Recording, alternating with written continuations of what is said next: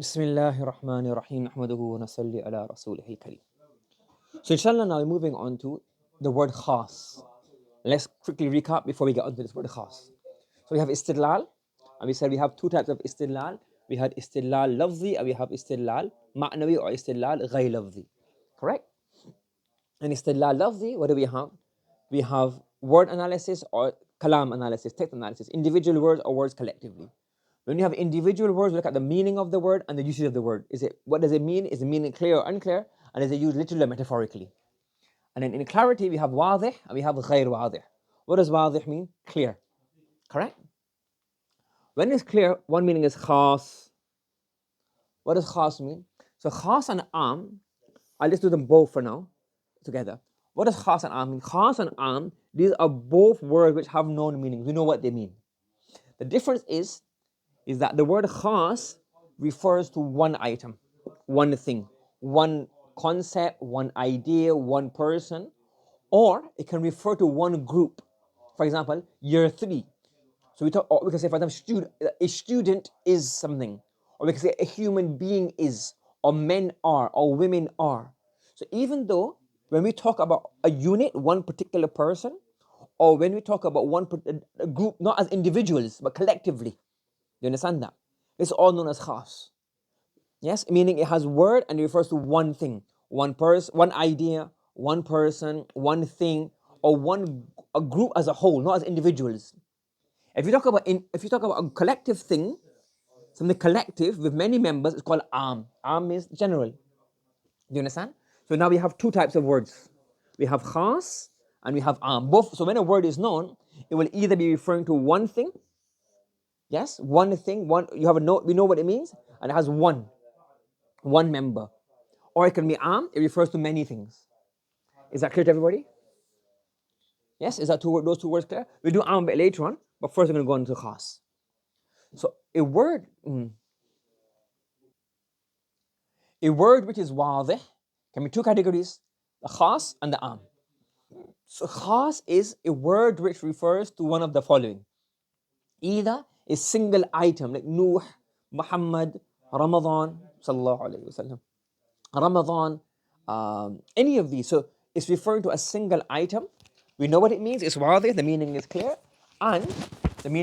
and we know what it refers to. Or a group of things, but we're not looking at the individual members, we're looking at it collectively. So this is going to be called what? This is going to be called what? Khas. And am, so you say rajul. So if you're talking about rajul, that's like we're talking about men as a whole, a man, the species of man. We're talking about it as a whole. And am is what? Am is the opposite. We'll do that later on, inshallah. But for now, is what you have khas. Is that clear to everybody? Everybody following me? Any questions? Okay. Now, moving on, we mentioned before about qat'iyyu dalala and dhanniyyu dalala. What did we mention about? Qat'iyyu dalala and dhanniyyu dalala. What is qat'iyyu dalala? We know that what it means already. I'm not going to discuss that anymore.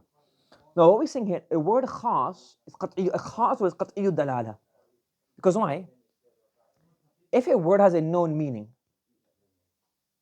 then like why do we doubt it? Like, so for example, when Allah says, for example, the word وَلَقَدْ أَرْسَلْنَا نُوحًا إِلَىٰ قَوْمِهِ. Now, do we know what arsalna means? We know arsalna basically means irsal. We know what irsal means, to send. We know what Nuh means. So if somebody says, oh, he didn't send Nuh, it means something else. Is he rejecting the Quran or not? You say, yes, he is, because Nuh has a known meaning. Nuh. The word Nuh has a known meaning. Yes? If you say, for example, it says in the Quran, وَلَا تَقُلْ لَهُمَا أُفٍّ. Obviously the word lahuma, the huma zamir refers to walidain, parents. Yes? Example, let's say, وَبِالْوَالِدَيْنِ إِحْسَانًا. Now the word walidain is hard. Well, it's plural. But let me explain to you. Now, let's just forget the fact that it's dual for now. Is the word walidain known? Like, is it meaning is it wadih or ghayr wadih? The meaning of walidain in this verse. Is it wadih or ghayr wadih? It's wadih, isn't it? We know what it means. Walidain means parents. Now, If somebody says, oh, walidain doesn't really mean parents, it means your friends. And Allah's talking about here, be good to your friends. So he's not rejecting the Quran, he's just interpreting it in another way. We say, no, this is rejecting the Quran. Because the Arabs, when they said walidain, they knew exactly what is meant by walidain. The dalala is qat'i. So a khas word dalala is qat'i. If you reject it, you're rejecting the Quran. You understand? What is qat'iyu thubut and qat'iyu dalala? Yes? Are you following me? For example, khatamun nabiyyin. Khatamun nabiyyin. We say the word khatamun nabiyyin. The Prophet ﷺ is what? He is the khatam. Khatamun nabiyyin is qat'iyu dalala. It means he's the last of all prophets. There's no prophet to come after him. Yes? So if you say, no, it doesn't mean this, it doesn't mean that, and you say, well, there is a prophet to come after the Prophet ﷺ. We say, well, you're not a Muslim because you're rejecting the qat'iyu dalala verse. Do you understand? Because the word khatam, similarly, for example, the word 3 or Ramadan, for example, شهر رمضان الذي أنزل فيه القرآن. Yes, كتب عليكم. This is not coming together. If you get what I'm saying. So when you have a word, let's say for example, we have here أربعين سنة. Let's say for example أربعين ثلاثة أيام. It comes in the Quran that for ثلاثة أيام the punishment came upon them. ثلاثة أيام. Yes.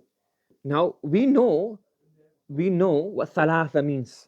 So if somebody says, no, we don't know, it wasn't 3 days, it was actually 2 days. We say, well, the word 3 has a known meaning and you're rejecting that meaning. This is rejecting the Quran because the meaning of a khas word is qat'iyu dalala. There's no other way of understanding it. If you say it's not 3, 3 means 2, it's as if you're saying basically, I don't believe in this verse. Because 3 only has one meaning. It doesn't have any other meanings other than 1, 2, 3, 3 units. Is that clear? So we say when you have a word which is wadih, the meaning is known, it becomes qat'iyu dalala. For example, faghsulu, an easy example, faghsulu wujuhakum. We have here, faghsulu wujuhakum. Faghsulu wujuhakum. If somebody says, no, you don't have to wash your face, it doesn't mean face here. We say, no, the word wajh is khas. The meaning of wajh is face. Like, the Arabs knew what this word means. If you say, no, it doesn't, if you're trying to interpret this verse, it's not open interpretation. This will be kufr, this will be disbelief. You understand? If you say faghsilu doesn't necessarily mean ghasl. We say the word ighsilu really means if'al, if'ala, if'alu al-ghusla. That's what it really means. If'alu, faghsilu means if'alu al-ghusla, isn't it? You know, yes? So the word ghusl, the Arabs knew what it meant. It has a khas meaning. If you say, no, you don't have to wash your face, this means basically make sure it doesn't have any dirt on it. You say, no. The word faghsil meaning not wipe any dirt off. It doesn't mean that. It means faghsilu al-ghasl. It has a khas meaning. It is known from the Arabs. It's qat'iyu dalala. Do you understand? Is that clear? Okay. For example, Muhammadur Rasulullah. Muhammad is khas. فَكَفَّارَتُهُ إِطْعَامُ أَشْرَةِ مَسَاكِينَ. So the compensation is what? It'am. It'am means to feed somebody else. The Arabs know what this word means, to feed. You can't say it'am says, oh, it really means you have to eat for 10 days. You can't say it'am means fasting for 10 days. You can't say it'am means to feed. And the Arabs know what that means. The word ashara means 10. There's no meaning but 10. Now if you were to interpret this verse, if you were to say, well, it'am doesn't mean it'am, or ashara doesn't mean ashara, you're rejecting the Quran. Whether you say accept it or not, you're rejecting a qat'iyu dalala word. Yes? لِلذَّكَرِ. Zakar, we know what zakar means. We know what unfayayn means. Male. We know that this is qat', and this is what the qat'i meaning of the Quran. That what zakar means and what untha means. Okay? So we stop here. So we have istidlal. We had istidlal lafzi and istidlal ghayr lafzi or istidlal ma'nawi. Then we have the individual word analysis and the sense analysis.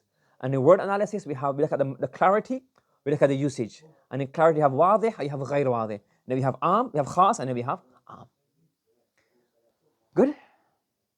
Okay, subhanallah wa bihamdihi, subhanakallahumma wa bihamdika, wa nashhadu an la ilaha illa anta, wa nastaghfiruka wa natubu ilayk.